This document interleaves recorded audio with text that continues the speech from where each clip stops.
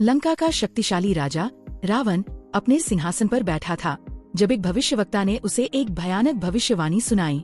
भविष्यवाणी के अनुसार कोसल की राजकुमारी कौशल्या का पहला पुत्र ही उसकी मृत्यु का कारण बनेगा। इस भविष्यवाणी से भयभीत होकर रावण ने कौशल्या के विवाह और उसके पुत्र के जन्म को रोकने का फैसला किया। वह अपने पुष्पक विमान में बैठकर कोसल राज्य की ओर उड़ चला। उसका इरादा नियति को ही बदल देना था। इस बीच कोसल राज्य में राजकुमारी कौशल्या के स्वयंवर की तैयारियां चल रही थीं। उनकी सुंदरता और सद्गुणों की चर्चा दूर दूर तक थी और कई राजा महाराजा उनसे विवाह करने की इच्छा रखते थे।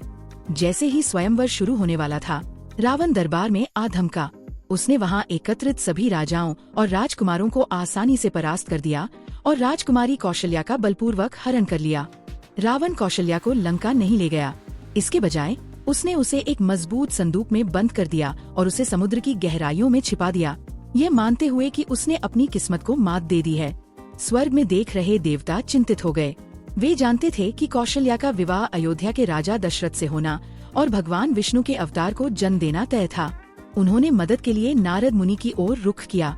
नारद मुनि राजा दशरथ के पास गए और उन्हें कौशल्या की दुर्दशा के बारे में बताया। उन्होंने दशरथ से कहा कि उन्हें बचाना और उनसे विवाह करना उनकी नियति है। नारद के मार्गदर्शन में राजा दशरथ समुद्र के बीच पहुँचे।